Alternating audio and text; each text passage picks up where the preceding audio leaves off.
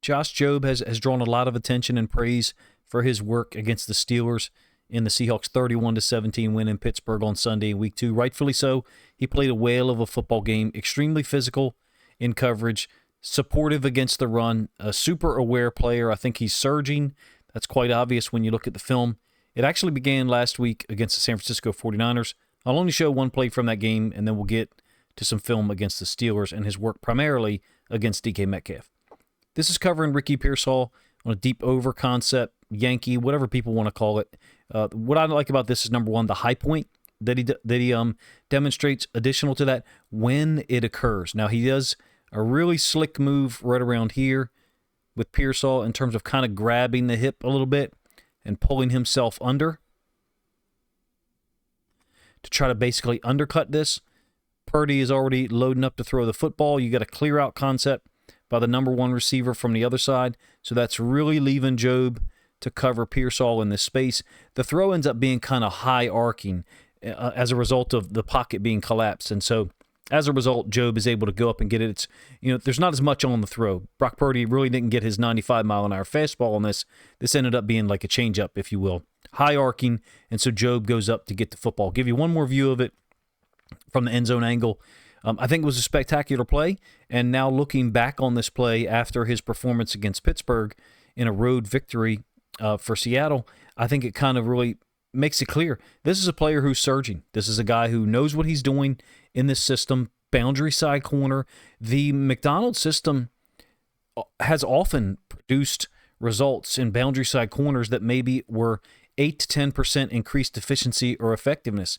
The effort of the defense overall, I think, through two games has been phenomenal. These guys know what they're doing, and Jobe is a guy who is taking advantage of the opportunities right now. He signed a one-year contract, I think worth $2 million.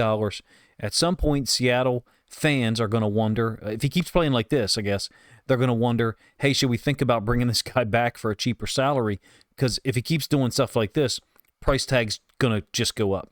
And I thought he played even better against the Steelers than he did last week against the 49ers. I'll spot shadow him in yellow. He's generally going to be to the boundary. So I like to put this blue line to illustrate the hash, and that what that means is the short side of the field is the boundary up here. The wide side of the field is underneath or below that blue line. This is a 3rd and 9 from the second possession. This is Leonard Williams' ridiculous grab of Rodgers on the way by. But to focus on Jobe, he's balanced, he's hostile. He's just really trying to bully DK Metcalf oftentimes by getting his hands on him within the 5-yard limit, within the legal area. He's only drawn one penalty through 2 games, and I think that was an illegal contact down the field against the 49ers that was declined. This is the route that Rodgers is trying to focus on. So, Jobe doesn't get targeted here, but man, this you can't watch Seahawks defensive film and not just marvel at some of the things that Leonard Williams does. In this case, kind of grabbing Aaron Rodgers around the shoulder pads and pulling him down. It looks like to me he's possibly targeting, I think that's Austin against Reek Woolen to the bottom side of our screen. Another situation where Jobe is matched up with DK Metcalf again into the boundary. The underneath of that blue line is the short side of the field. This is the 4th possession. This is the ball that should be quite honestly intercepted by Kendrick. It's a 3rd and 9. Just watch the physicality that Jobe plays with. He's got heavy hands. Just a slight touch here seems to knock Metcalf off his route. Now, it doesn't necessarily matter because once again, Rodgers isn't looking in that direction at all. But I'll tell you who else is not. The boundary side safety. In the McDonald system, oftentimes you're going to get man on the boundary side, X receiver with the boundary corner, and man on the running back with the will, depending on the running back's release. And so the reason I bring that up is Jobe has no help here. Julian Love is totally focused on the route emanating from the field side, from the other side of the field, possibly helping out, if there's trips over there with 3 or 2 running a post or a climb. The point is Jobe's, in my opinion, the point to make here and pay attention to is that Jobe's job duties or task is to basically wipe out the boundary side X as much as possible in man or at least some physical press coverage, and he did a really nice job of it. Every single rep isn't in press. Here's one that's off the line, and in fact, I think this may be one of the more impressive plays that I saw him make or get involved in. So it's kind of a play fake by Rodgers. This is the one where he ends up faking out, or DeMarcus Lawrence runs by him on the play fake concept. The running back's coming downhill. Rodgers is given that really supremely confident play fake, almost too much form, if you will. But we're focusing on Jobe. Jobe was in off coverage, right? So here he is, DK running all the way across the field, like I said. And at a certain point, Rodgers has escaped the pocket. He's got an option here, Jonnu Smith, who he actually throws the ball to, trying to possibly look at DK Metcalf, if you ask me, right around now. Jobe is in trail, certainly behind Metcalf. So if you want to say he gave up too much separation, fine. It's difficult to cover, supreme athletic wide receivers all the way across the field like that. But what I like about this play and why I'm including it is the awareness. He already recognizes the ball's not going to Metcalf, and Rodgers is throwing it to Jonnu Smith, and it's the physicality. He tackled like a strong safety on Sunday, if you ask me. I'm sure there's some plays of him, maybe missing a tackle or DK beating him and not being targeted. So by no way, shape, or form am I saying that he played a perfect game. But Josh Jobe is taking advantage of these opportunities. When the ball was near him, like in this case, he got involved in the run game. He tackled well. I'm interested to see if he keeps surging like this, how far this can go. It's almost reminding me of 2023, the Baltimore Ravens, Mike McDonald's last year there. We had two corners kind of overplay their hand or play better than they had in previous season. That's Brandon Stevens, who's since parlayed that into a contract with the New York Giants, and then also Ronald Darby, who's a veteran corner, played exceptional for the Ravens that year as a left side corner, particularly into the boundary. I wonder if Jobe is just another example of McDonald's system being player-friendly. Third quarter, it's a 2nd and 5, and the Steelers are ahead by a touchdown. So you're getting this screen to the downside of our screen. That's in Wosu, number 7, and there's this exchange in the way that the Steelers block this. So Darnell Washington is stepping down to go get the inside linebacker. I think that's Washington. And then Hayward is stepping out to go get Nwosu and force him to the outside. So there's this natural funnel or tunnel that's been created. It's a 3-on-3, and it's Jobe's job to fit between those two blocks and deal with Jonnu Smith. No hesitation. None at all. Smith's a talented football player, and he's oftentimes been a guy who breaks tackles, gets downfield. He's not overly physical, don't get me wrong. My point is zero hesitation from Jobe at all against the run, against perimeter screens like this, covering and, in fact, being physical with DK Metcalf. Like I talked about a moment ago, McDonald's system, I think, has a history of cornerbacks playing better than they previously did, and that's why I think this film is so important from a Jobe perspective. If it continues like this, you could be looking at another situation where a guy makes a whole lot of money for himself. 1-year deal worth $2 million, I think, is what he signed prior to the season. Forgive me that I didn't address this play or in fact, Jobe's performance overall before Thursday morning, but it's been a long week, and trying to get as much content out as possible on 3 teams is a challenge. So he's spot shadowed down here. Kendrick is also the slot receiver lined up, or excuse me, the nickel DB lined up over the tight end. Here's the routes that you're getting. I last year thought that maybe smaller, quicker receivers kind of gave Jobe trouble. Not here. He's definitely aware because he starts to look back for the ball when he recognizes the route, like here, as if he would have to maybe make a play on the ball. This is a 3rd and goal from the 4, by the way. We know what happens, right? Rodgers throws the ball to Freiermuth. Man, Freiermuth is a really good football player. Seahawks already gone in and got the win, so it doesn't matter to you guys. But I'm telling you, Freiermuth is a really talented guy. And for Kendrick to be so physical is a great moment for him, right? The score was 14-all there. And then it becomes 17-14 after this possession in favor of Seattle, and then 24-14 on the kickoff recovery by Halani.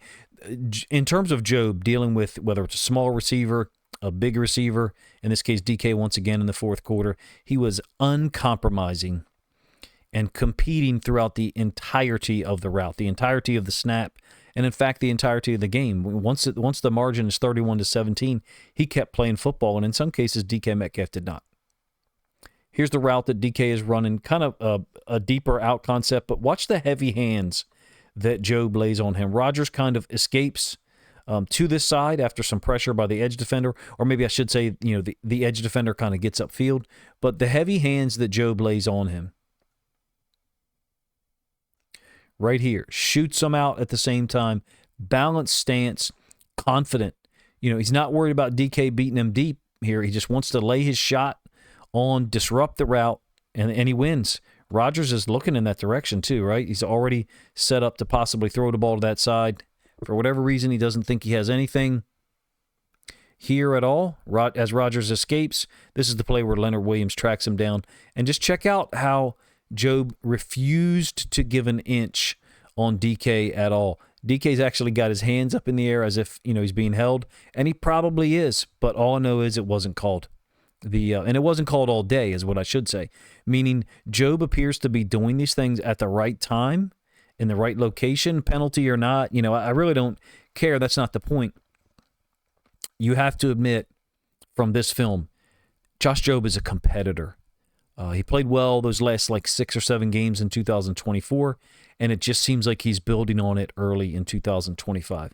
Couple of plays from later in the game when the outcome is already decided, and again he's up there into the boundary. So what I mean by that, this is the left hash. So consistently he's the boundary side corner, and that's oftentimes in McDonald's system been the man-to-man guy. You would think that Rick Woolen would be the guy fitting up there, but Jobe at this point appears to be outplaying him. The absence of Witherspoon clearly was an issue this week that Jobe really resolved, or he solved that equation for Seattle. Rodgers, the release that he's got is insane. How quickly he gets rid of the football. Jobe takes advantage. Just a 3rd and long. And he's got eyes on it, so he sees the ball thrown. And so far through 2025, he looks like an excellent tackler. I don't know if that's the case with missed tackle percentage and his history and reputation. For better or for worse, I'm just able to tell you what I see on film. And there's some strengths there because I'm just going to be direct, and I really don't care what you or anyone else thinks. But there's some weaknesses there, right? Because it means I don't look at advanced metrics. It means I don't look at a lot of stats because I don't want what I see and perceive to be clouded. I want to give you what I see, and that's that this guy's fast. He's playing fast. He's extremely physical right now. He's strong and committed to what they're asking him to do. Shows good feet and balance while in contact with the receivers. Last one of him and DK, once again, he's lined up to the boundary. The ball is on the left hash for the offense. Really a back shoulder throw from Aaron Rodgers, if you ask me. And he's quickly setting up to do so. When I say he, I mean Rodgers. To get the ball out here on the back shoulder. This is one of the things that in the McDonald's system, some corners have had trouble with. Meaning playing into the boundary, you're playing so much man, your back is often going to be turned to the quarterback on these back shoulder throws. And I think he's doing a nice job of stabbing Metcalf right now and then identifying, look, as soon as Metcalf's head turns, Jobe's turns an instant or a 1/10 of a second later, and he's just very disruptive. He made things extremely difficult on DK. I'm not into he shut him down, he locked him up. That's just, for me, as old as I am, that's just juvenile observations. I'm not able to do that. People that are in their 20s and 30s want to talk like that, go right ahead. I just think Jobe played team defense. I think he did an exceptional job with what a boundary side corner is asked to do in the McDonald's system. And, of course, Durday is the defensive coordinator, but I'm grouping him there with McDonald because McDonald's the head coach, and we know he's heavily involved. The words that I would use for Jobe, the way that he played Sunday, combative, uncompromising. There does appear to me to be an extra level of motivation that is converging or maybe coinciding now with this opportunity. The opportunity that he's being given right now to play a lot of boundary side corner. He's super sharp, playing downhill against the run. This is a brilliant start for a guy. Like I said, I believe that he's got a 1-year deal worth $2 million. Maybe it's $3 million, but if I recall, it's $2 million. I looked at it in the offseason because his play later in 2024, it did warrant. I was close to doing a video on Jobe, I believe, in the offseason, but I just didn't get the opportunity. I get it. There's a conversation going on right now about Rick Woolen and how well Jobe is playing. At the same time, Jobe is surging or rising. His arrow is going up. Woolen doesn't seem to be playing as well. And that is perplexing to me because I think Woolen's super talented and has the ability to make plays for whatever reason right now, Jobe is the guy into the boundary. Do I really think that Jobe is going to put up a 5-interception season with this type of physical, combative coverage? That's all. It's smart too, and not draw penalties over 17 games. No, I don't think that's the most likely outcome. But how far into this season do we need to go observing this quality of play from him before you just say, okay, this is who Josh Jobe is now? And here's what I mean. The Seahawks play the Saints on Sunday, and then the Cardinals on Thursday Night Football. By the way, I'll be able to do reaction videos for both of those games because neither the Ravens nor the Lions play this Sunday or next Thursday, obviously. So, if you're excited about that, please let me know in the comment section. I really enjoy doing reaction videos. I wish every week that I could do 3 reaction videos, Ravens, Lions, and Seahawks. What if Jobe gets through that 2-game turn, right? Sunday and then Thursday, and he's still playing this well? How far into the season do you need to get before you say, okay, this is what we're getting from him? Yes, he's in a contract year, and I, as a fan, at a certain point start to wonder if he can keep this up. When do we start to, as a front office, say, okay, let's bring Josh Jobe back? I think it's too early now to do that, but at some point I think the Seattle front office, if this style, quality of play, and consistency, I should say as well, if this continues for 17 games, at some point Seattle's front office has got to have that conversation and begin to think about talking about extending him or re-signing him for more seasons in Seattle. I think he's playing that well, but with the McDonald system, he does seem to be able to raise a boundary side corner's level of effectiveness 8 to 10%, or maybe even 12% in particular, outside guys like Brandon Stevens, like Ronald Darby. And that's happening right now for Josh Jobe.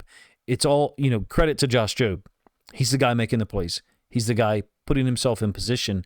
He's being taught extremely well. It's fun to see a player who's moved around a little bit. He's with the second team after originally playing, I think, with the Eagles 2 years. Take advantage of the opportunities, especially to get a win on the road against the Pittsburgh Steelers. In any case, if you enjoyed the video, please let me know in the comment section. Forgive me that my commentary at the end was so long, but I thought Jobe's play through 2 weeks warranted some discussion and linking it to previous players who've taken advantage of the opportunity as a boundary side corner in the Mike McDonald system. I appreciate you guys' time. If you think other Seahawks fans would enjoy this film study look at Josh Jobe, even though it's obviously very late in the week now, being Thursday, please consider grabbing a link to this video, sharing it out on social media to help this content get more reach.